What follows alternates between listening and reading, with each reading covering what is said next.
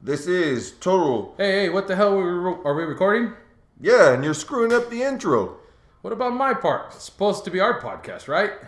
Come on, man. I'm trying to be professional about this. You know damn well there ain't nothing professional about what we're doing here.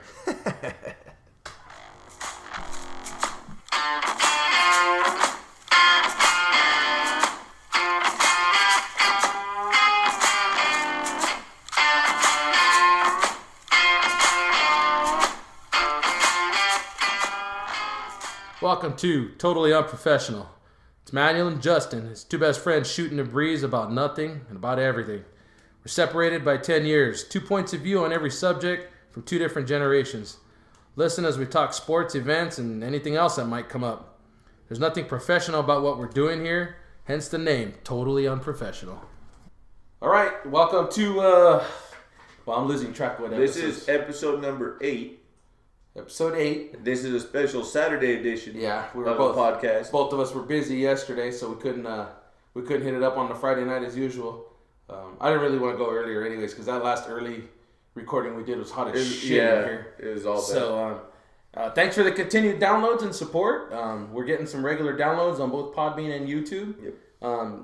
Again, if there's something you got a question, don't hesitate to post it. You got a suggestion, you want to hear a topic. Hey, we're willing to debate anything here. Absolutely. So just drop it in the comments on either Podbean or YouTube or our Instagram page, which is... The Instagram page is totally_unprofessional. There you have it. So And Podbean, totally unprofessional is spelled with it's one or 2 F's and 1 S, I think is what it is. yeah, I'm a little... But that was the way that the domain name was available. So yeah, you're kind of limited. the link with, to Podbean and to the YouTube page is in our bio on Instagram. You can find it through there. It's directly on there. So we definitely appreciate the downloads. And like we said on Monday's podcast, Gio will be back. We will do a wrestling podcast every so often. Just kind of check in on how things are going now. We know Monday was kind of a historical thing for all of us. Historical and overview. Yeah. Kind of getting the groundwork down of that profession. It is a profession. I don't care sports entertainment, planned outcome, predetermined, whatever you want to call it. It is a profession. Those guys that go out there, they put their balls on the line every night. Even the females that are in there. We didn't mention something, and I thought about it afterwards. But I'm just going to do it now because I kind of felt like I betrayed someone in that profession by not mentioning Trish Stratus. Oh. She definitely needs a shout out anytime wrestling is mentioned. Her, and I would say Amy Dumas, who was known as Lita. Yeah. That was her first of her kind. Yeah. Those two, they definitely went rounds, and Trish Stratus is definitely easy on the eyes. And Lita was the first tattooed girl. Yeah. That girl definitely had some.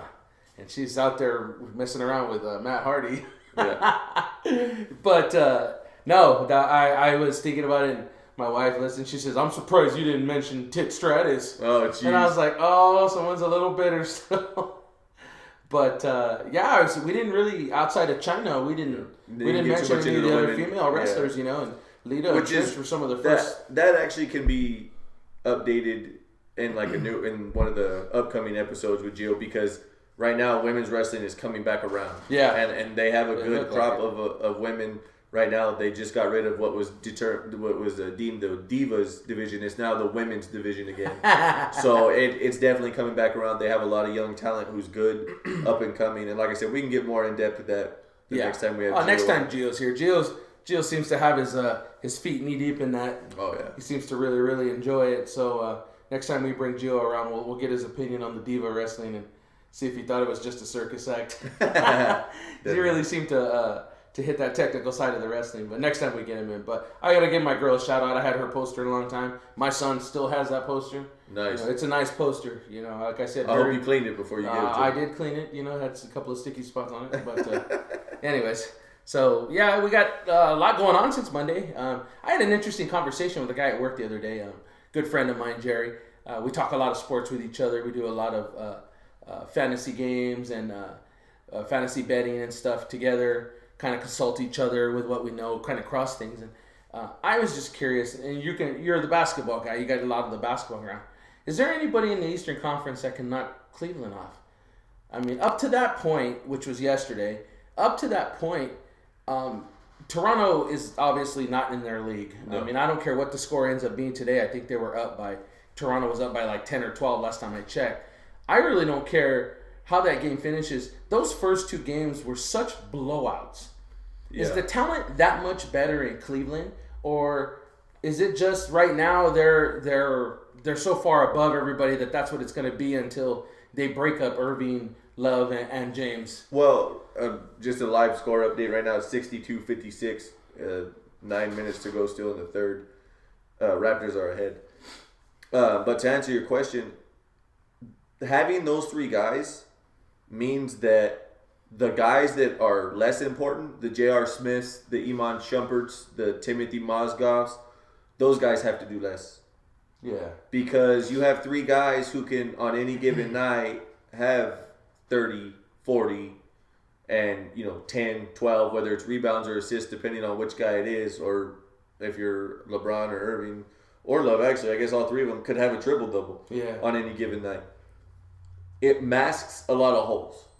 So as long as you have two out of the three firing, chances are your role players, by committee, if they do their part, even if it's a small part, by committee, they can finish the rest. And in the Eastern Conference, if you look at the scores in the East versus the scores in the West, it's always been deemed that the East is the defensive league because of the low scoring and stuff like that. And you don't have shooters like you do in the West on those teams and stuff like that, and scorers on those teams like that. But this year, it's not going to be Toronto that beats Cleveland. That's for damn sure. But going forward, unless something changes free agency-wise, the East just isn't strong enough to compete with three guys of that caliber. And the funny thing is that at the end of this year, LeBron's re-upping on his deal. Yeah. Which means he's going to have, if he eats up more money, where's it going to go? Yeah. Who do they have to cut the fat from to give him more money? So that'll be interesting. I know they do get the bigger cap next year and TV deals, which is where a lot of his money's coming from, but they're going to have to lose some shit to keep him around with the money he's talking. Does he stay in Cleveland to finish his career? Yeah, because they're going to the finals again. Yeah. So I don't see him signing a long-term deal there. I would say 3 to 4 is my guess, and that still gives him 3 to 4 on the back end, I would say, before he walks away, just because of the physical shape he is in. He's a freak. We've talked about that before.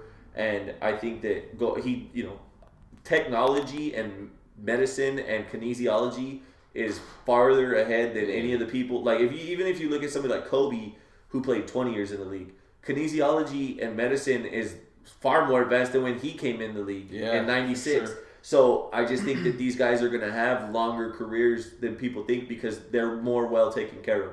They take care of their bodies, they're smarter. And if they don't, then chances are it's because, they made poor choices. Yeah. But from a team and an organization perspective, they give them all the tools. And in the East, I just don't see any reason. Like, I love the Celtics, but unless they get a major player in the offseason, we have, in case you didn't know this, 8 draft picks in this draft coming up here at the end of June, which 3 of them are in the first round with the number 3 pick, the 16th pick, and I want to say the 23rd pick. I think it was 23 or 24. I believe is what it is. That's in the first round. So, and then you have 5 in the second round, which tells me that they're going to trade some picks. They're not going to hold on to all 8.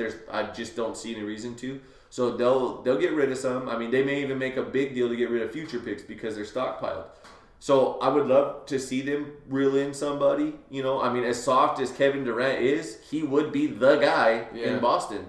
Mentally soft is what he is, and I think that when you have guys like Isaiah Thomas, Marcus Smart, who have that badass attitude around him, I think that can be contagious for him to kind of develop that mental toughness and kind of be in a place where he's like, oh hey, because roughly the Celtics are going to have $50 to $52 million in cap space. They can sign 2 guys to max deals if they're willing to come to Boston, and obviously it's promising. Yeah. So promising, I mean they're gonna have a good shot. I definitely think they're gonna have a good shot. But right now, it's just hard to say that unless something changes. For a long time, I thought it was going to be Indiana because they were young and they were moving some pieces and stuff like that. But not now. They're not there now. They kind of took a step back. They're rebuilding a little bit. Yeah. Toronto's good, but they're not great. They don't have the kind of power. When you got a guy like Kyle Lowry, who from game to game, you don't know which guy's going to show up. Yeah. You can't play Cleveland that way. No. You just can't. They capitalize on your that. stars definitely got to show up when you're playing Cleveland. You can't be missing. It's one of those things where if you make a mistake, they're going to capitalize on it. So there's very little room for error. And I just think that when it comes down to stuff like that right now, no, there's nobody in the East. Now, that being said, I don't see them winning. I just don't. Cleveland. I don't see Cleveland winning, no. If I look at it, I stand by my pick when the playoffs started, and that's Golden State. I just don't see them losing. You don't think they're in trouble with Oklahoma at all? No. I think that, here's my thing on Oklahoma. You can't deny the fact that Russell Westbrook is a star. You can't deny the fact that Kevin Durant is, even in his own right, a freak athlete, being as lanky as he is and being able to shoot, and he's hard to defend straight up. Oh, yeah. And at any given time, either one of those bastards can go off hugely. Now, much like Cleveland, it takes away from their role players, but they don't have a third guy like they used to in James Harden that, picks up that slack. So those other guys have to do things, and right now, those other guys aren't consistently having to do or aren't consistently performing on that level. Yeah. And you saw that in Game 2. Game 2, the Warriors came out and said, "Okay, you got us. That's fine." And it's bound to happen. I just think that people look at the Warriors and go, "How do you lose? You won 73 games. Guess what, bitch? You're playing a team 7 games. To get to here, just to get to here, you've played 8 games minimum." So, and their series wasn't sweeps. Yeah. You know what I mean? So you're looking at series that went longer and stuff like that. Every team's banged up. Every team's tired. Yeah. You're bound to have a bad night. Yeah. And I think that in the sense of that first game, Steph Curry didn't play his best, and he was minimal on minutes that night. Yeah. Well, and then if you even look at the way OKC handled that second game, once it looked like it got out of reach, Durant and Westbrook were put on the bench, and they were throwing in their bench. You fight another day in the playoffs. You're saying, okay, you know what, you can have this one. We're going to save the minutes, because the hard minutes. The other side of that is they stole one. They stole Game 1 in Golden State, so they're thinking we get to go back home. We already got all we wanted was 1 out of 2. Yeah. I believe that's always the goal when you're the away team coming in somewhere. Is let me just get 1. If I get 1, that gives me the advantage. Yeah. Yeah, definitely. So, my pick is still Golden State. I don't think that they may have some tough games. Shit, it may go 7 with OKC, but I just don't see them being knocked off the perch. They're the team to beat, and my God, Steph Curry, anytime he can, turn it on, there ain't no stopping him. Well, he hasn't. We had talked about this the other day. I don't think he still has his legs under him. And I think it would be Game 3 or 4 where he's going to show, okay, I got my legs back. I'm healthier. And once he gets his legs, the rest of the shot's just going to follow. Well, the OT, he had 17 points in the OT. I mean, it's just... he's going to go through those spurts, but he hasn't become that consistent threat where they have to keep the 2 guys around to help, where they have to be covering him tight. So it'll be interesting to see how the series plays out. Did you see the play, though, in Game 2 where he pulls up on the left wing for 3 and Serge Ibaka shows, and before the ball goes in the basket, ball's out of his hands. Is that the one he's turning around? Yeah, he turns around and looks at him and then turns his back and then looks back at the basket and the ball's barely going through. Yeah. Yeah, I did see that. He does got a nice arc on that ball. A lot of time to think about it. But kid's a skilled freak. Yeah. That you cannot tell me that that's just God-given talent. That's hard work. That guy, and he'll tell you, if he's one of the few guys that I would put his practice regimen next to Michael Jordan after the Pistons got a hold of him twice. For those of you who know your basketball history, the Detroit Pistons, the bad boys, they made Michael Jordan. They had the Michael Jordan rules. Yes, they made Michael Jordan. Michael Jordan knew if he was ever going to be great, he had to get by that kind of play because that's how people were going to play him. Being a freak athlete was not going to be enough. He was going to have to be tough. He was going to have to be gritty. So that if you've ever seen that 30 for 30 on the Bad Boys, they talk about that. So if you've ever seen any clips on ESPN or NBA TV maybe of Curry when he's practicing, one of the biggest things he does is his dribbling. And a lot of people say that that's too much, but for a guy that uses it on the court, it is not too much.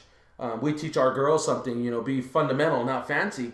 We're not real big on teaching a lot of the special crossovers and the around the backs if they're not going to use them in the game. This guy legitimately uses everything he practices on the court. You'll see him go around the back with a twist or between the legs. And his shooting regimen before the game. Yeah, he legitimately practices jump shots from the end of that logo. Yeah. That's part of his pregame warm-up. So the guy works his butt off to get to that point. I mean, could he make threes on a regular basis? Yes. I don't think that's what's impressive about that guy. I think that what's impressive about this guy is he's coming up the court and he's going, okay, I got 6 feet, I got 4 feet, I can pull it. And he puts it up from the logo and does it with such confidence that it's like, yeah, watch it go in. I think people disrespect him for the fact that he doesn't go to the basket more. And I think that it's misunderstood. Like, to me, my opinion, fuck you guys if you think otherwise, Michael Jordan's the greatest player to ever play the game. Yeah. No doubt. I'm a Celtic fan. Bill Russell has 11 fucking rings, more than he's got fingers. He's still not Michael Jordan. Yeah. And at the end of the day, like, there's all these guys that played in the 90s and stuff. Curry would never last. Guess what? Neither would LeBron. Yeah. LeBron wouldn't last either. I don't give a fuck if he's 6'8", 270. You let Charles Oakley, Bill Laimbeer, Robert Parrish, Kevin McHale throw a forearm or a fist, he'll drop just like the rest of them. Oh, yeah. And Steph Curry, I think, gets a bad reputation from the older guys just from the fact that he doesn't go to the basket as much as people or as those guys would like him to. And obviously, the game has evolved and it's different and it rubs on and trickles down because now when you watch younger kids play, whether they're in high school or they're just playing pickup games, that's all they want to do is emulate Steph Curry. Shoot the three. That's what they do. It used to be, I want to do the fancy passes like Magic Johnson at one point. Yeah. And it was, I want to hit the fadeaway like Jordan. Then it became, I want to do shit like Kobe. Yeah. Then it was, well, I'm LeBron or I'm Carmelo. Well, now it's, I want to shoot like Steph. Yeah. And it is what it is, but I think that you can't discredit somebody and go, oh, well, it's a different era. He's a back-to-back MVP. Like, there's no doubt that he's the number one guy in the league as far as, popularity and stuff. And he works hard, but, if you took him off that team, would that team still be a contender? Yes, I think they would, but you can say the same about LeBron. Yeah, that's true. If you take LeBron off that team is still... they're still the number one team in the East. Yeah. And I can say that as a fan of a different team in the East, So I think that, like, to discredit him just because he doesn't go to the basket, well, guess what? Neither does LeBron when there's 10 seconds or less on the clock. So I think with Curry, too, I think you got to kind of look at how he's coached as well. Look at who's his coach. It's Steve Kerr, who is considered a role player from Jordan's teams, So he understands, and he's probably doing, I'd love to be at one of the practices just to hear him. Fly on the wall. Just to hear him talk about, know your role, We're trying to do this, going through this player. These are your outlets. Understand your role, You don't have somebody like McHale's coached a little bit, completely different coaching style than Kerr, but around the same era, So I think management there did a good job of bringing Kerr in and saying, hey, use your style here, because we talked about Klay Thompson a little bit. This guy could make the money somewhere else. Oh, yeah. Draymond Green could make the money somewhere else. But these guys are all sold on their role. I'm okay making... They all buy in. Yeah. I'm okay making 3 or 5 or 6 or whatever it is a year if we're going to get our rings. Yep. I mean, I'm sure at some point Harden left. If he doesn't... To me, that was a huge mistake on his part. On the organization's part by letting him walk. I think he wanted to stay. I think that they would be a different team. I think they would have won one before Golden State. Oh, yeah. If he stays. Definitely. But I think that it's a different team if he stays and that they win, especially seeing the player that he evolved into. Yeah. I think that they could have found a spot for him, whether he started or not. Like, if you put him as a starter and make him the 2 coming off of Westbrook and Durant, and then you fill in the 3 and 5 position, I mean, fuck. They'd be right there in the mix every year, and that's even more so than they are now. And that's always the talk when Harden has a big game. Can you imagine if this guy would have stayed with OKC? Yeah, because Kevin Martin didn't cover the hole that he left. Thavo Sefolosha didn't fill the hole that he left. They're still looking. Deion Waiters has not filled that hole. You're not going to find a guy like that. And don't get me wrong, I've seen James Harden play this season. He doesn't play defense. Yeah. He's got issues, but I think that has to do a lot with the team and the environment that he plays in. Well, and he plays with Dwight Howard, so yeah, exactly. You wonder how infectious that is. Yeah. But so, yeah, definitely. But yeah, to say that there's anybody in the East that's gonna take down Cleveland, no. To say that they're gonna win, subject to opinion, but I'm still taking the Warriors. I think these long periods of rest may actually hurt them. A lot of people say that you get conditioned for situations through the way you get there, and they just have not had that competition. Well, not only that, but like the fact of staying warm and staying on the regular grind of, okay, we've been here, we've done this, we know what this is, instead of sitting here going, oh shit, I gotta go again, And I think that kind of goes back to the saying that everybody's got a plan until you get punched in the mouth. Yeah. Because once they come out and they get on you, then you're like, oh wait, what? Oh, I gotta do this. Well, now you're already in a hole. I think that's different. So that's a little bit of basketball. Coming up in UFC, Chris Weidman got pulled for UFC 199. I saw that. Due to a neck injury. He has an issue where there's a disc pushing on a nerve root, and they're saying that it's similar to the Peyton Manning injury, where he's losing strength. Well, then he's talking, I saw an interview they did with him. He's talking maximum timetable of 12 weeks. Well, they've said... But how long did that affect Peyton Manning? Well, here's the deal, is that they're worried of one of two things. Is this just causing numbness and tingling in that business, or is it a loss of strength on a gradual scale? Because if it's a loss of strength on a gradual scale, you're looking at, could be over a year, much like Peyton Manning. Yeah. And they're the same doctor, Dr. Maroon from Pittsburgh, is the guy that's looking at him. Yeah, so that's the second opinion he's getting. His fill-in, about damn time, Michael Bisping gets a title shot. I'm not a huge fan of the guy, but I tell you what, he's been around a long time, and he's earned it. I think Luke Rockhold's going to kick the piss out of him.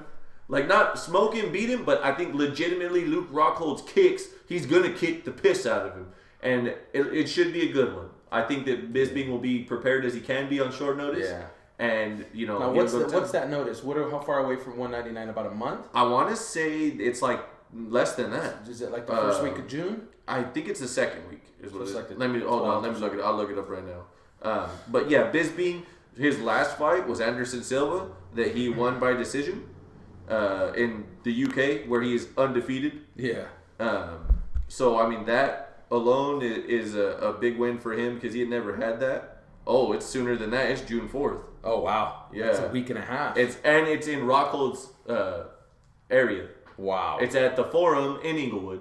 Huh. Rockhold's a California guy. He trains at AKA in San Jose with Cain Velasquez and DC, Daniel Cormier. 2 champions in that camp now. Yeah. So he's no joke. I just rewatched that fight actually this morning. It was interesting to watch how that went down and where the mistakes were for Weidman. And I know he was, he's expressed many times in interviews that he's hungry again. But his time that he's shooting back for is November because the November card is at Madison Square Garden, and he's in New York. No, 202 is in August. Okay. That's the report. The one that I read today said he was shooting for 202. It's not good. I just don't see that happening health wise. They were saying that he was trying not to pull out of the fight at all. He was saying like, "Oh, I can do it." But then when they realized that he was losing strength, that was a serious issue. They were like, "Nope," because he tried to take an epidural and it did nothing. So they were like, "Nope, the epidural didn't work. We're not doing this." So, and a lot of these guys, a lot of people don't understand this. Majority of the time, these guys are not 100% by the time they get through camp. It makes a big difference. I mean, I heard Donald Cerrone recently on the Fighter and the Kid podcast, and they were talking about how he doesn't spar much anymore when he's in camp because what's the point? Yeah. What are you gonna learn from sparring? I mean, you're timing and stuff, but you're hitting mitts, and you can do that at the beginning of camp. You ain't gotta do that so close to the end of camp and into that fight. Like you're asking to get hurt, like a lot of these guys do. I mean, and a lot of these guys. The first Weidman-Rockhold fight, Weidman claimed he had a broken foot. Yeah, he's this is not an excuse, but I broke my foot. Rockhold was coming off a staph infection. Yeah, I mean, neither one of these guys were legitimately healthy when this came out. McGregor, Aldo pulls out, snaps his rib the first time they were supposed to fight in July because he's sparring and the guy kicked him in the ribs, snapped the rib. Then Dos Anjos, Rafael Dos Anjos breaks his foot. Yeah. I mean, these guys are not invincible. It is what it is. So it was. So we're talking UFC. I was reading another article. this McGregor Mayweather feud is starting to heat up a little bit. Well, you know where those rumors started. I really don't matter where they started. Well, do you know about that though? The statement that was made about that. Which one? Okay, because so from what I could tell, during the Canelo Khan fight, they interviewed Floyd Mayweather. Yeah. And they said, hey, how's these rumors coming about? And he goes, these aren't rumors. I started all this shit. Copped up to it, huh? He admitted it. And they said, he goes, this is the only way I'm coming out of retirement is to fight McGregor. And so they said, well, what do you think? Is it going to be an MMA fight, boxing match? He goes, it's got to be a boxing match. Because if you look at McGregor's wins, he's standing up, was the quote that he gave. Yeah. Okay, fair enough. They asked Dana White on UFC, it was either UFC Tonight or on ESPN. They asked him straightforward about it because now these rumors are swirling. Yeah. He goes, he's under contract with the UFC. Yeah. That can't happen. And then he follows that statement by saying, but if Mayweather wants this fight to happen, tell Floyd to call me. Won't happen. That won't happen. Well, here's where it gets interesting. I read up on this yesterday. Do you know about the Ali Act? Yes. Okay, that's what they're trying to do. That if they can get an injunction set forward to push something towards that, then they can be tied up in court. And while this is pending, they can fight. And so that's what they're pushing for right now. Recently on, it was either Twitter or Instagram, I can't remember which one it was, McGregor posts a picture of his new Reebok shoes. Guess what kind of shoes they were? Mayweather boxing shoes. And he's shown videos of him doing stuff. He's getting ready. He's boxing, but he's also training. Yesterday I read that because Dana White was already in the area, he flew to Stockton to meet with Nate Diaz. Yeah. They are shooting for August for UFC 202. Now my understanding is that was shot down by Diaz. They could not agree on money. Yeah. For what he said, and I quote, I want the Conor treatment. You fly to me. Which was, they agreed, and they talked money, and the ESPN reporter, whoever it was yesterday, I don't have a name, it's the reason why we're called unprofessional, said that the text he got back from Dana White said, it was not a good day. Yeah. They did take a picture for Instagram in front of a mural of Nate that said, I'm not surprised, motherfucker, on the wall. So it was good. Stockton is probably tagged somewhere. Oh, yeah. It was the bloody face of him posed up. If I'm understanding right, what I was reading, Mayweather actually offered McGregor $10 million to come and box him. The last number I heard yesterday, McGregor said, well, I'll do a split with you, but it's 80-20 me because I'm the one that owns this. Yeah. This could be one fodder for thought, okay? These two guys are the biggest draws of their sport, even Mayweather being retired. A Mayweather coming out of retirement is a huge draw. A Mayweather coming out of retirement to fight a McGregor is potentially bigger. If their egos don't get in the way about money and they say, look, 50-50, it's down the middle. McGregor can get paid and then retire, never having to fight again if he doesn't want, because he's going to make more than he probably would in the rest of his lifetime as a UFC fighter. Yeah. Because you're talking about, I don't remember what the Pacquiao-Mayweather purse was, but it was pretty big. One of them, he made $35 million, if I remember right, or $50 million. No. It was Mayweather made $200 million after it was all said. Yeah, and done. And Pacquiao made somewhere near $100. So you're talking now about, McGregor finally getting the kind of payday that a fighter with his clout in the public should make. Now, do you think that it makes sense that for Floyd to fight him to prove anything? Is it this fight needs to happen for the payday? Or is it this guy's still in his prime, this motherfucker's still in his prime, and he's got some shit? It's Mayweather and it's money. Yeah. Because Mayweather gets nothing out of beating an MMA fighter. And I mean nothing. Mayweather beating McGregor is just going to validate I'm a better boxer. Yeah. If they were to go into a ring, a UFC ring, an octagon, and fight MMA, it's just McGregor saying, I'm a better MMA fighter. It doesn't do anything for either of them. What this is about is public appeal and money. Yeah. Because neither one of these two are going to gain notoriety by beating the other in their respective profession. Well, now McGregor's going to say, I don't box all the time. I got to split my time. Mayweather loses in MMA. He's going to say, I'm a boxer. I've been doing this 6 months. If this fight were to happen theoretically, and Floyd beats him, does that end or cripple his UFC career, Conor's UFC career?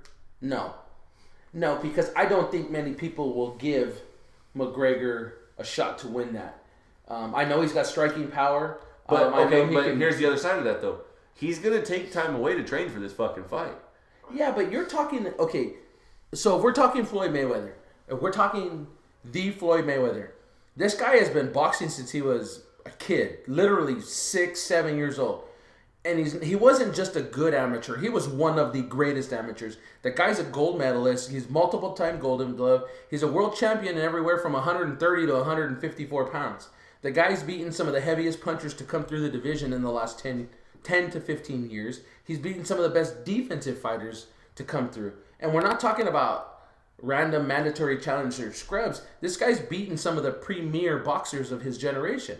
So, again, we're not talking about a scrub boxer. We're talking about a legit boxer. Do you agree with the statement that Floyd is the best defensive fighter of all time? Yes. Yes, I do. And that's where I find the things interesting. Because now that switches some shit up that people don't get unless you pay attention to boxing and to MMA and understand the difference in the stand-up game. If you're talking about a boxing match, guess what? You're not using 3-ounce, 4-ounce gloves anymore. No, you're using... Well, those guys are 14 ounce, 16 ounce. And it's different. Yeah. And there's two numbers that I read yesterday. One was the last number I read was offered to Conor was 50. 50 million? It was 50 was part of the deal. And he said no. Which was followed by a statement on Instagram or Twitter that says, I run boxing a couple days ago. The other number was 25. And that's not money, that's pounds.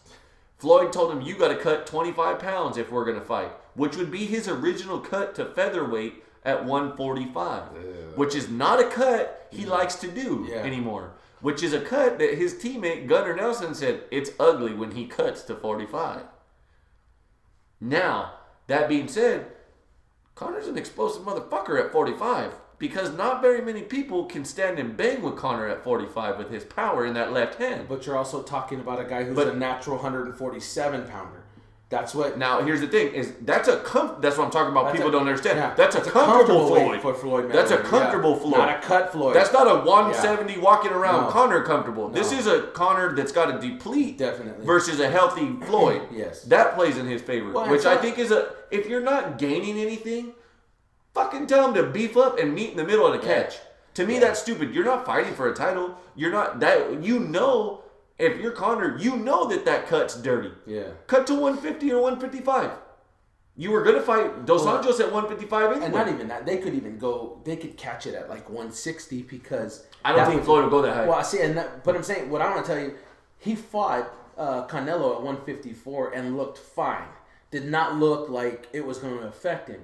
So if he's going to fight at 160, I think he's fine. I don't think... And see, because in his mind, in the boxing world, okay, a guy, a 160-pounder and a 147-pounder are literally two worlds. A true 160-pounder, which I don't want to say that's what McGregor is, but him coming to He walks around between, what I've read and heard, he walks around between 160 and 175, depending on when it is. So that's a healthy McGregor, and it's a healthy Mayweather, because Mayweather, if I remember right, Mayweather's walking around these days, it's like 165. But my understanding is his cut, and it's not even a cut. When he goes into training, he's automatically 10 pounds lighter. So he's around 155. 155, maybe 152 on the lighter days. When he's cutting, he can make 140 still.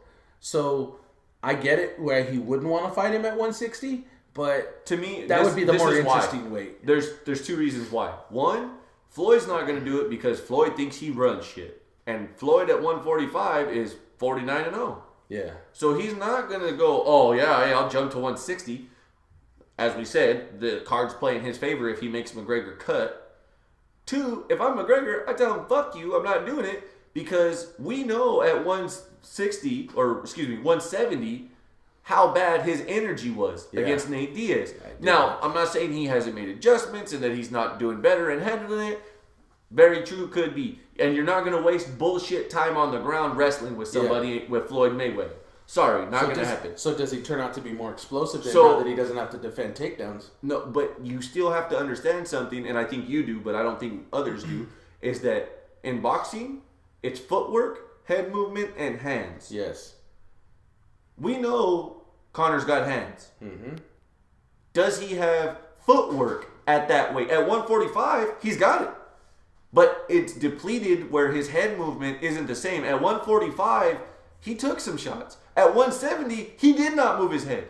At 45, it was like, I could slip here, I could move here. 70, he was gassed, and his footwork and his head movement stopped when Nate punched him in the face. Yeah. 145, he'd eat a couple here and there, but because of his power, nobody really swung on him. Nobody wanted to stay in that box. And here's the thing.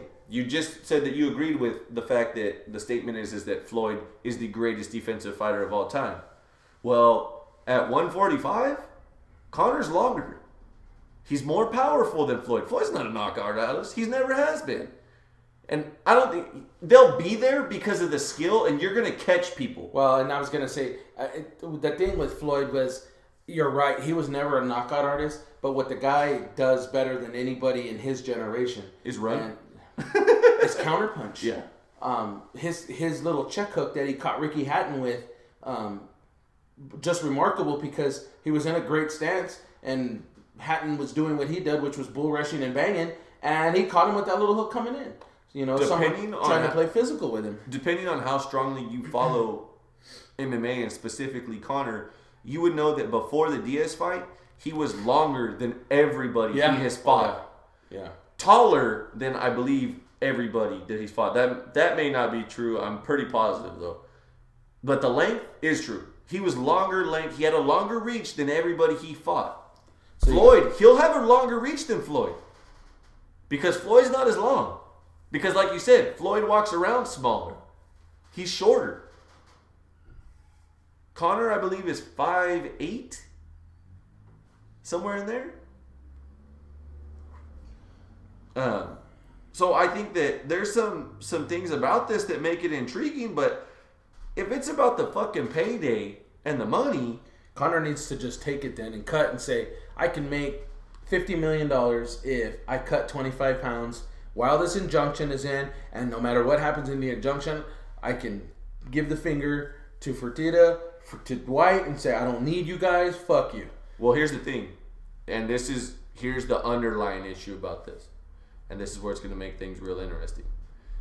They are trying to push this Ali Act overall, not just in the Conor situation, but now because of they're aware of what it is in the Conor situation, they are trying to push for this Ali Act to be adopted into sport athletic commissions with the overall sport itself, right? If that happens, the UFC is going to be in some trouble with how they pay their fucking boxers, because guys will go elsewhere and take boxing fights or other style fights, whether it's a jiu-jitsu tournament, whether it's something other than the UFC, and get fucking paid because Reebok don't want to pay them. Yeah. Now, if you listen to the Fighter and the Kid podcast with Donald Cerrone that I referenced earlier, him and Brandon Schaub have a decent debate about the Reebok deal. And where Schaub stands as somebody who didn't follow in to the Reebok deal because he stopped fighting before it was finalized, and Donald Cerrone, who's a current fighter, who's a part of the Reebok deal. He makes $20,000 a fight. Now, would you agree that Donald Cowboy Cerrone is a household name? Yes. Okay? Cerrone made his debut. Do you know where he made his debut? Not for the UFC, but in MMA. Was it K1? He made his public debut on the show Tap Out. Huh. He was one of the first guys that got sponsored by the Tap Out guys. Really? They showed his fight. It announces his record during the show. You can look it up on YouTube. It's on there. He fights in Denver, in Colorado, where he's from originally, and they go out there and they wind up sponsoring him. And he was with them for a long time with Tap Out. Now, that guy, who's been in the game for many years, I mean, he's still younger. He didn't start, but he's been in the game long enough to be a household name. The guy fights on the fucking regular. He's not an every 3 months guy. He's like an every month and a half type guy if you let him. That guy is only making $20,000 a year. A fight. Which, let's say, how many times he fight a year? 5? Yeah. Okay, $100,000. Brendan Schaub's statement on his taxes showed sponsorship money for $100,000 from the last fight that he had when Dana White and him got into a pissing contest about this Reebok deal. Yeah. He would not release the tax form. Listen to Joe Rogan. Look it up. Joe Rogan, Brendan Schaub, Reebok deal. He tells Schaub, is this a statement from your taxes? And he goes, yeah. Why don't you release this on the internet? Take a picture of it, take your information out. And he goes, because it's not a pissing contest. And he goes, no, you're wrong. It already is a pissing contest. And he goes, that's $100,000 on this piece of paper. And he goes, yeah. That doesn't count what he would have made for the fight. Yeah. That's just sponsorship money. Well, Cerrone's argument was that, yes, I make $20,000.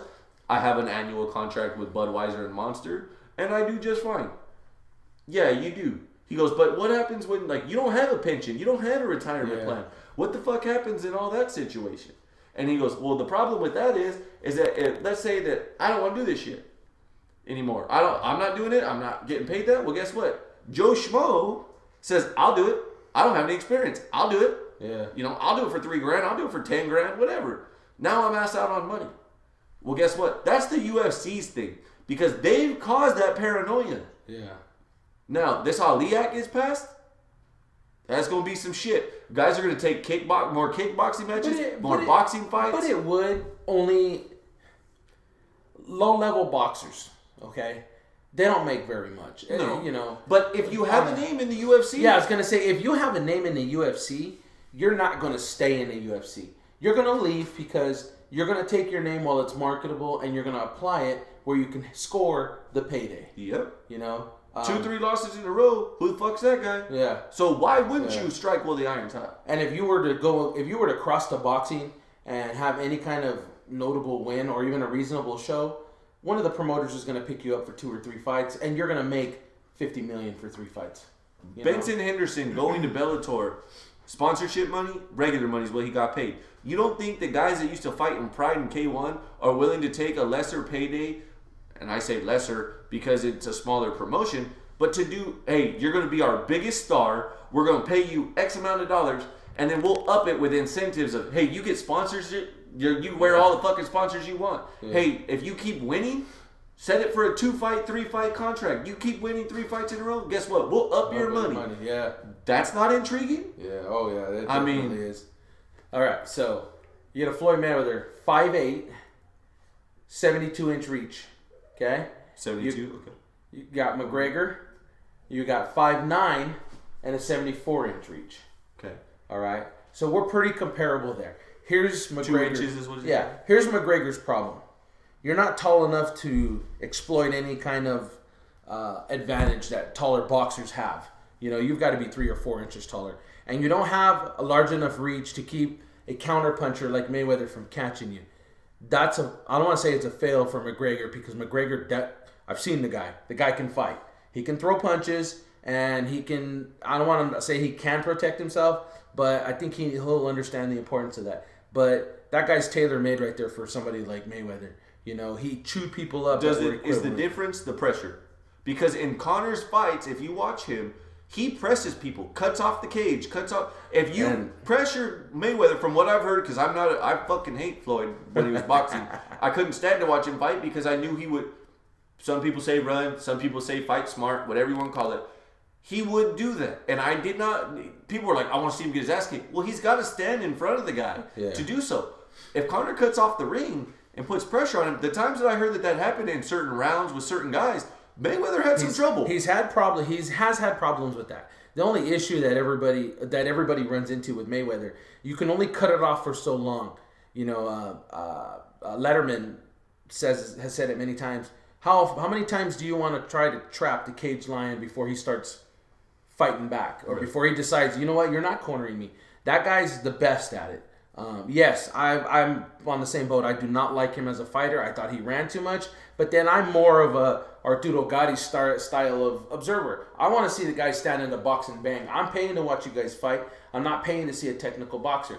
Now, on the flip side, if you're a technical boxer and you're at least taking the shots and going in there and creating action, it's awesome to watch. But this guy late in his career got to where he was setting people up and taking time to do this. It almost looked like he was being cautious. You know, that's why I rooted against him so much. But the guy, you can't argue with the guy has accomplished rather than fighting to win. Well, I mean, but some would say like his fight with Miguel Cotto, but I think he knew Miguel Cotto couldn't knock him out. But he stayed in the box. You know, I would have liked to have seen him stay in the box more with Canelo, but it didn't happen. You know, and Canelo started to think that for some reason he could box Mayweather, and you're not. This guy's one of the greatest. So I don't know. You know, the only guy that I saw legitimately put pressure on him was Victor Ortiz. And, you know, for those of you who know that fight, they get into a clinch, and Ortiz is dropping some punches on him and got pumped up and headbutted him square in the freaking lip. I mean, straight dropped a headbutt on him, and ref comes in, takes a point away, and he never said box. It's a whole disputable series of events, but Mayweather came in, they touched gloves. Ortiz tries to kiss him on the cheek to tell him sorry. They step across, and man, Mayweather just levels him with a right hand, and it's Ortiz's fault for not being ready. Granted, I will say that. But again, another guy who was putting pressure on him, but we'll never know. They never re-signed him rematch. And I think Mayweather thought it was better not to. Do you think that Floyd's ever seen anybody with the power that Conor has? Yes. He did fight Diego Corrales. And he did win that fight. But it was one of the few times you saw him get hit and go, hey. He felt that. He felt that. Again, Corrales is one of the bigger punchers, one of the bigger punchers. And I think they fought at 140, if I remember right. Javier Castillejo, another guy, put pressure on him. That's the one of two fights that I think Mayweather lost, was that first fight with Castillejo, because the guy put pressure on him and hit him and hit him and hit him and hit him for 12 rounds, and he didn't come out with the decision. They rematch, and this is one thing I'll give Floyd props for. He's the best at it, is one, in-fight adjustments, and two, is knowing his opponent the second time. His rematches that he had were never close, So, I mean, it'd be an interesting one to see. What weight makes sense to you for both fighters? Based on what I know about each one, and obviously I've got more history on Mayweather. The boxing side, yeah. I would say 154. He fought Canelo there. He was willing to fight Canelo there, which didn't make sense to everybody because Canelo was the naturally bigger guy, the bigger fighter. So I think it's enough that Mayweather looked good enough and strong enough at that weight, and I think it's high enough for McGregor to say, okay, that's not that bad, and it's also low enough for Mayweather to say, okay, at least he's cutting down to this weight, But again, you're always going to run into the argument, and anybody will tell you this. What is either one? Well, okay, I think it's obvious for McGregor what's on the table here. What's on the table for Mayweather to beat this guy other than pride? 50, You really want to get Mayweather pissed off? I want you to look up some of Ricky Hatton's pre-fight, or not even pre-fight, some of his banter that he went through after his fights leading up to the Mayweather promotion. Do you think that the flapping their gums, for lack of a better term, is what this is about as far as selling the fight? That it's not like, yes, you want to see McGregor do something, but because McGregor's a talker, Floyd don't shut the fuck up. So, but it's interesting because when you think of both of them, like they are very polarizing in the sense that you either love them or you hate them. Oh yeah. There's nobody in between on these guys. No. I don't know anybody that goes, well, I kind of like Conor, but like if you hear, well, he's okay, but he runs his mouth, I'd rather see him get knocked out. The consensus with Floyd is he's either one of the greatest or knock this fucking guy out. Yeah. So I think that, you kind of get that similar vibe where between the two of them, but yeah. I just think that from a perspective of them running their mouth, like, yeah, we know what's on the table for Conor. It's the money. It always has been. Because of what they get paid in the UFC and his skill set, he is the first. All due respect to guys like Chuck Liddell and Anderson Silva and Ronda Rousey, Conor's the first mega star that the UFC has ever had. Agreed. And at the point of him asking for all that shit, as far as, I don't want to fly, I don't want to do it, I think they should have respected that. Now, him putting on Twitter and shit that, I'm coming back for 200, thank you, that was a little bit much for me as a fan of his. I was like, why would you put that? But it is what it is. And I think that for Floyd, he will, as much as pure boxing fans will hate the fuck out of this, he will claim 50-0 because it was a boxing match. Yeah, agreed. If you're a pure boxer, you're going to go, no, that's an MMA fighter. That doesn't count. That fight happens, though, I will be a McGregor fan that night because I am dying to see Mayweather get knocked the fuck out. I've been waiting for that for years, and it just has not happened. The Pacquiao fight was 7 years too late, but I will be a McGregor fan that night. I got more respect for McGregor now after the Diaz fight. He tipped his hat to him. He showed the side of him that was not promoting a fight. Because even after the Mendez win, I think he did it, and he showed the UFC and Dana White like, hey, I don't gotta fucking be there in person to do this. Watch this. And when he said shit out on Twitter and Facebook, everybody went, what? Yeah. I'm listening. So I think that like he showed, and that was a big debate too that I feel like is a serious debate that needs to happen. Is where do you draw the line on what is reasonable promotion, which is in the UFC, every UFC fighter's contract, and what makes sense? Is promotion promoting it on social media? Is promotion showing up to an actual press conference? Because these fucking guys do 6, 8 press conferences before they even do the pre-fight one. Yeah. But when that week when they get there, they're showing up. Oh well, this is the UFC 200 fight card. Then we're here at UFC 198 with these guys here. Fucking 6 months, 3 months out. Like, and I want to tell you what. And the comparison is the boxing world. They don't do that heavy of a promotion. No. And they are able to pool the big dollars. Well, I think we've talked about why, though. Yeah. As far as the UFC not having a middleman. And we have. But, again, how have they not learned that we can give these guys what they need and still promote without having to take their training time away? We've seen boxing matches. I've seen boxing matches where these guys are in pristine shape and they look the best they've ever looked and still put on a boring fight because they have the time to do it. But you like to see those guys and know that they had every bit of time to prepare for what, for lack of a better term, is a weaker fight than a UFC fight. Yeah. You know? Those we've talked, these UFC fighters, they're putting more on the line. I would say less diverse. Okay.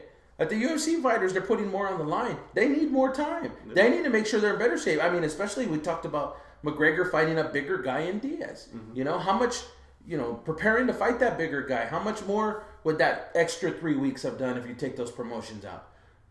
Obviously, we have personal opinions and, going with head and heart feelings on it, whether or not this fight happens.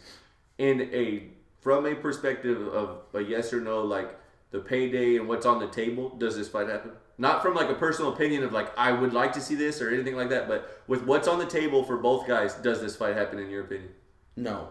No? No, because Mayweather's ego, when it comes to money making, is going to get in the way. And I don't want to say McGregor has ego, but they're both the premier draws of their respective professional organizations.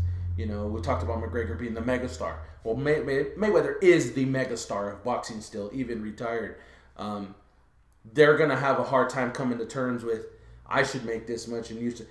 That's why I said it'd be nice if these two would just sit down and say 50-50 split. You're your premier, I'm my premier. Let's come together and let's make some money. Let's fight. Let's put on a good show and let's make some money.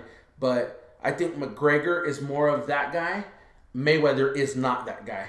The guy would not sit down with I can't even call Pacquiao the 2 guy. It's 1 and 1A with Pacquiao and Mayweather. If we're talking Pacquiao McGregor here, this fight, I'm telling you, this fight's happening in September. Because Pacquiao is not about the money. Pacquiao is about giving the fans what they want to see.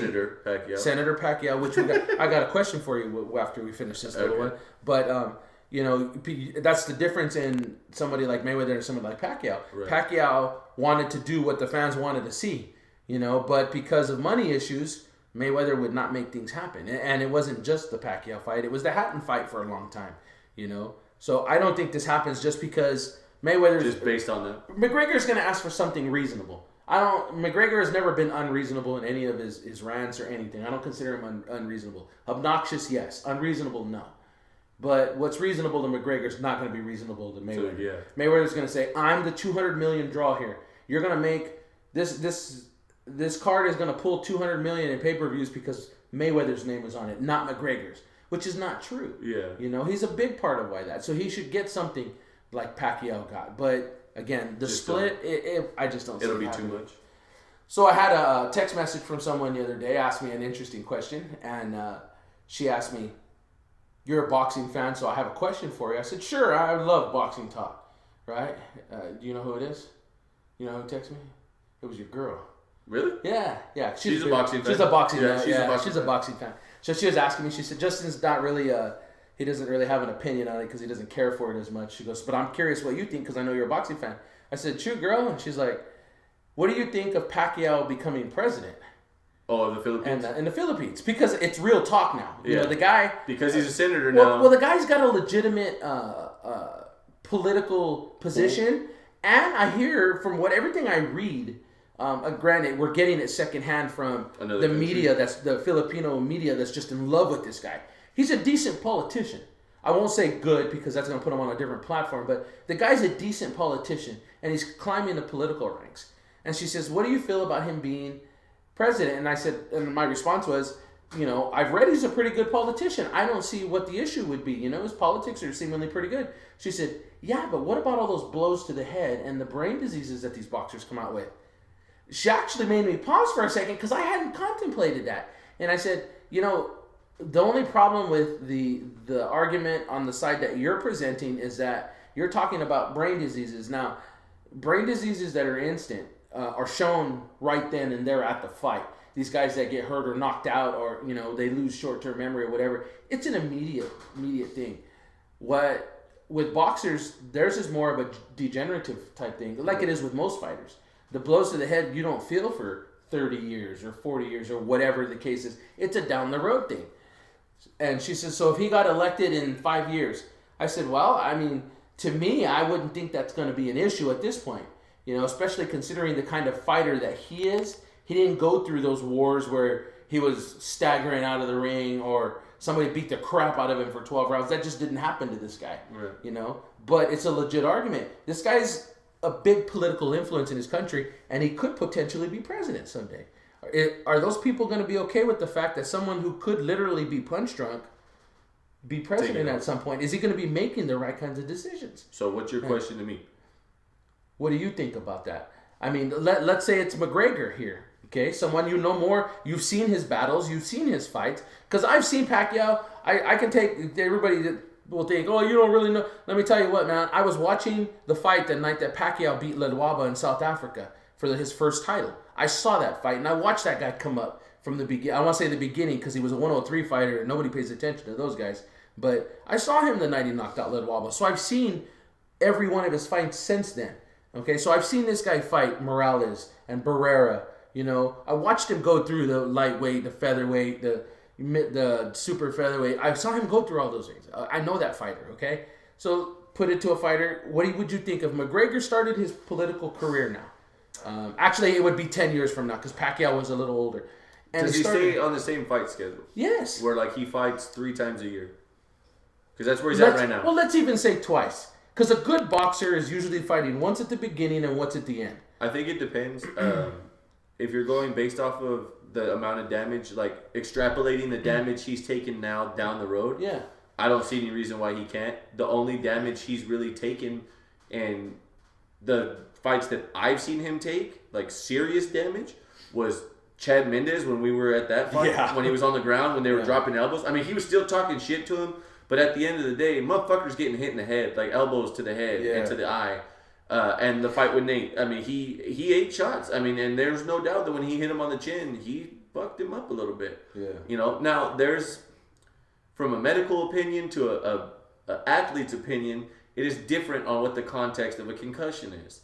An athlete will tell you that they don't remember shit, that it's things are a little fuzzy, but I'm fine. I know, I'm aware of what's going on. A doctor will tell you that what identifies as a concussion is a bruising of the brain. Yeah. And that doesn't take much. A lot of people don't understand that regular people, not only athletes, but regular people deal with that shit regularly. Yeah. Because of by the technical definition of what a concussion is. Now, me personally, I've had one. Legitimately had one. I was a junior in high school. I got one. I can tell you that it feels weird. The lights are on, but no one's home. Yeah. Your legs feel like there's spaghetti. I had to literally walk around with people under my arm. It looked like I was trying to walk around like one of the cool kids, and people would ask you stuff and you have that delay where you're trying to comprehend what they just asked you, and they're like, hey, dude, you have this glazed over look, and it's almost, I guess the best way is almost out of body. Because you're there, you know what's going on in your body, but your body's not responding. Yeah. So it's you're telling your muscles and everything else is telling your brain hey, this, respond or say that, and your brain's hold on, bro.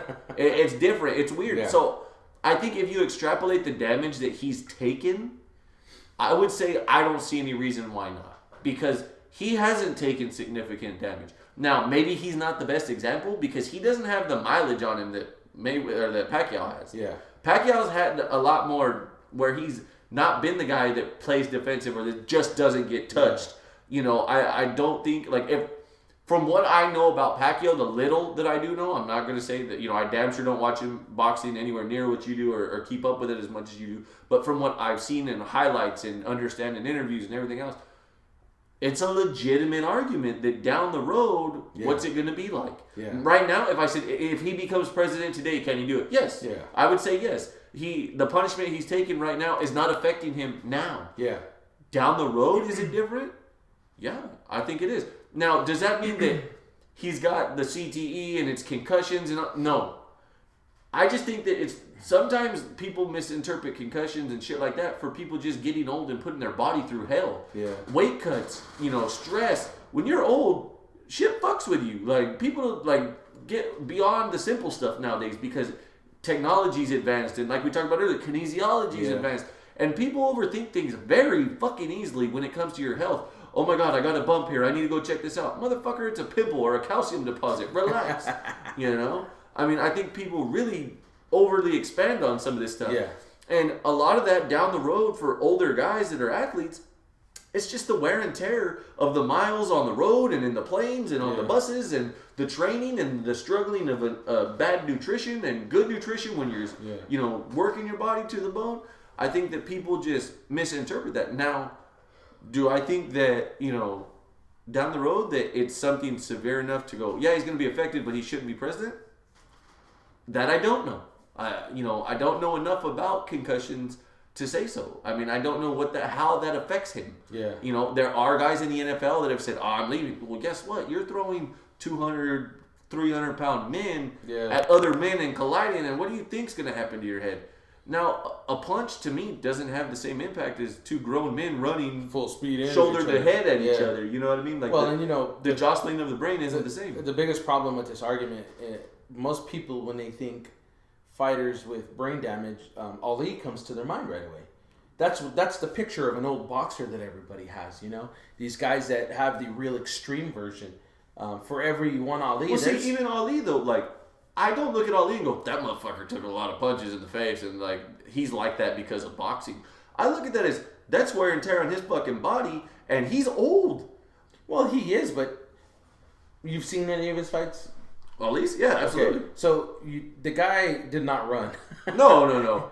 Even as one of his last couple of fights, I saw one. Was it Riddick Bowe he fought, I think, and he's just getting the crap beat out of him, and Bowe's looking at the ref telling him, stop the fight. I don't want to hit this guy again. That again, that's one of those extreme circumstances where this guy, the wear and tear. I'm 38, but I already feel the wear that I put on my knees 20 years ago already. I got to warm up. I got to stretch a little bit. I can't just jump into shit the way I used to when I was younger.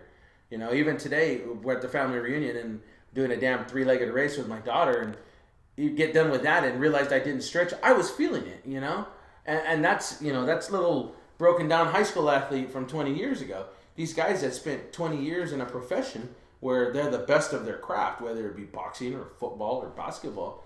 I mean, those are hard miles. Those weren't open road miles. That was in town shit you were doing on your knees, your shoulders, your elbows. But again, that's the extreme version. For every one of him, there's 5 guys that I don't want to say don't have problems, because as you get older, your body's going to show wear and tear. They don't have significant. It's not significant, So we're talking about somebody like Pacquiao. I haven't seen him take the kind of damage that Ali took, and that was against the marquee fighters. I just think that Ali's such an iconic figure in boxing that he's the shit that he goes through health wise is magnified. Yeah. When he dies, people are gonna go, I'd like to know what his brain looked like. Yeah. You know what I mean? And to me, I just think that there's guys out there that took far more damage than he did. Definitely. And then you're talking about the athletes that had to wear. So you look at a short-term guy. They're talking about how Seau had some significant brain issues after they did the autopsy. You're talking about a severely bruised brain for a guy who played the NFL for 14 years, I think, if I remember right. Again, we're talking a different situation because you're talking 2 grown men slamming into each other. The guy's a middle linebacker and a beast of one at that. That guy never saw a tackle he ran away from. He didn't go low. He wanted to blow you up. He took on guards and tackles that were 40 to 70 pounds heavier than him, So obviously it's a little more of an intense situation. But is there a valid argument that there is damage there, and it does impair. Sometimes you see it sooner, sometimes you see it later. Well, look at Antoine Randall. Yeah. I mean, that guy literally had to walk away because he said, I can't remember shit. I'm asking my wife things 5 and 6 times. Yeah. You know, and he said if I could do it all again, I'd play baseball. Yeah. If you had a kid today, a new baby today, and that kid was skilled enough and could play football for sure and be good, would you want them to play football? Yes. Yes, but I think at the same time, you've got to watch the kind of player they are. The one thing that I don't think is taught enough now, there was a lot of emphasis when I was younger on form. I don't see that anymore. Technique. You know, there were more people leading with their head, I think, when I played, but I don't think that the true form of avoid the contact with your head was there. You know, I could blow someone up just as easily with my shoulder as I could, you know, spearing them, Right. if that was the case.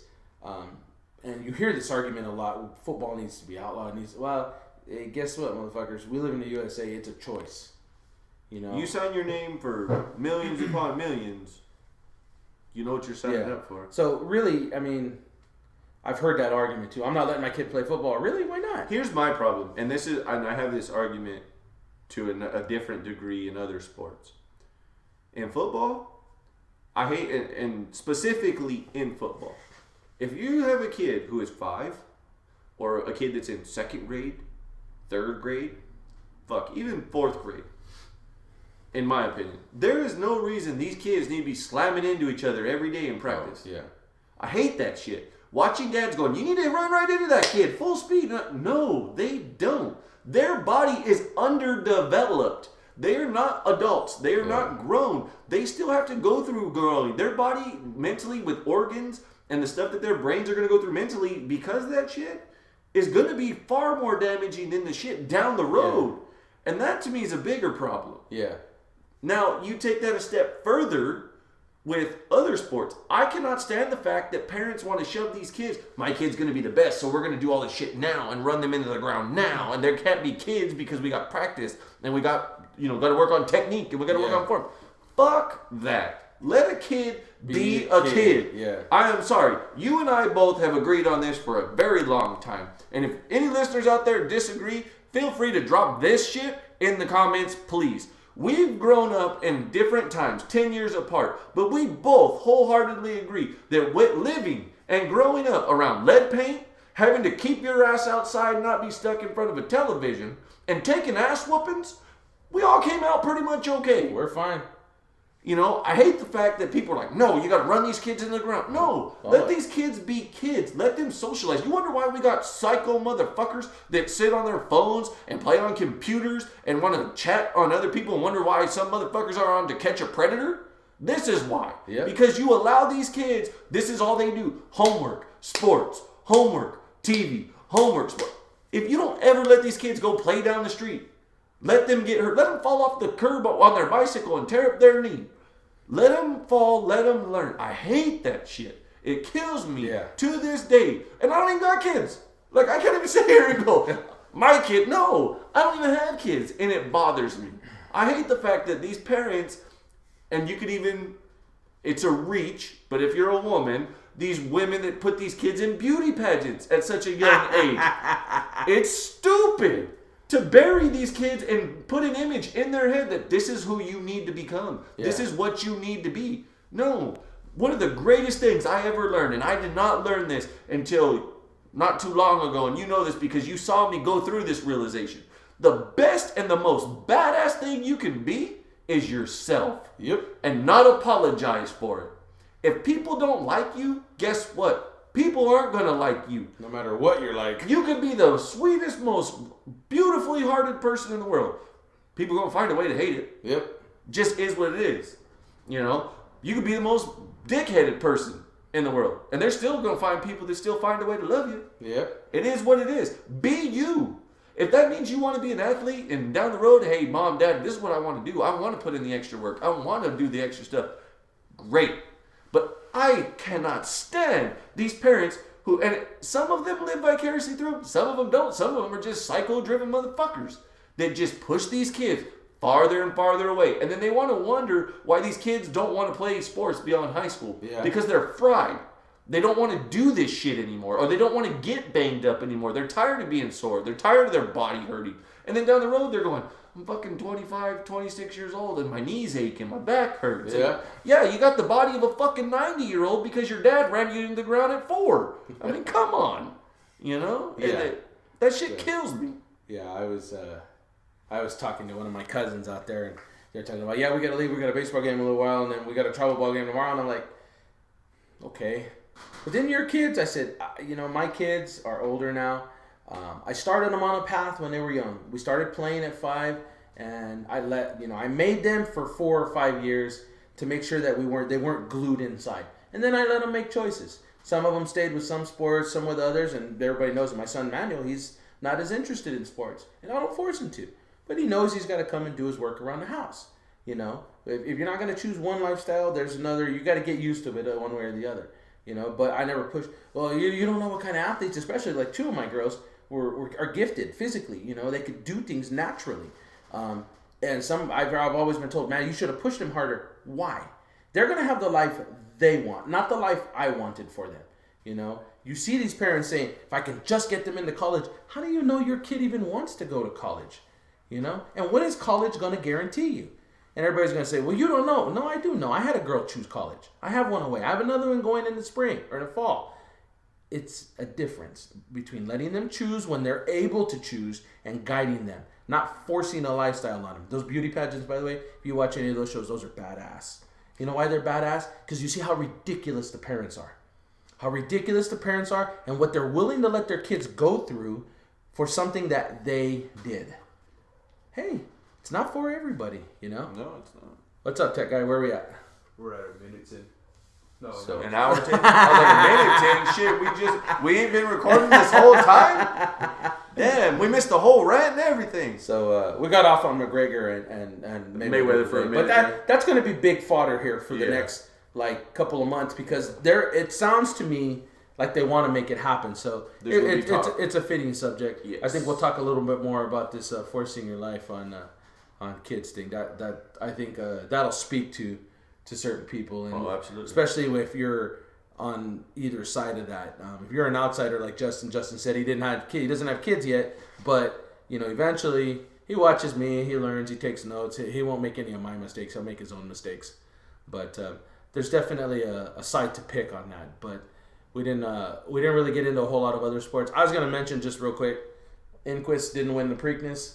Oh, that's right, the Preakness. Yeah, he got beat by Exaggerator. I saw 2 horses fucking died before the Preakness. Well, they raced in between the Derby and the Preakness, so I guess they were overworked or something. I heard one of them was named Going to the Glue Factory. So yeah, those horses they get worked up pretty good.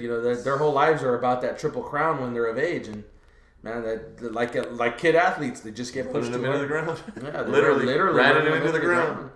So, all right, well, this was a Saturday edition. Yeah, Saturday. It'll be up a little bit later as soon as we get it all going. But tune back in. We're going to be back out here Monday. We did confirm today that we're going to broadcast. We're going to pod with our tattoo guy. Yep. That'll be good. We're not sure if it'll be there or here, but we're going to try to get him while he's doing ink because I'm sure it'll be fun for him. Yes, we do have that confirmed. And the name that we had, the big name that we have been talking about, has been confirmed. We just got to find the time frame while he's in the area. So we'll be looking forward to that. He's got a big name that he's carrying, not necessarily from like a huge name where you're like, oh God, I know that guy from TV. But he definitely carries a name if you watch many facets of fighting. Yeah. And that's what we'll say as a little bit of a teaser. Is he is from the MMA world. He has trained with some of the best in the MMA world as it stands. So in the next couple weeks, he'll be in town and we'll be able to get him on here. Sweet, so, that'll be awesome. So it'll be sick. So that's all for today. I gotta go home and see my new niece. Oh yeah, that's right. I got a new niece. It's a month old. I'm gonna go and hold her some more. Because she, unlike my nephew, she's still quiet. So enjoy it. So we've been totally unprofessional. We'll see you Monday. See ya.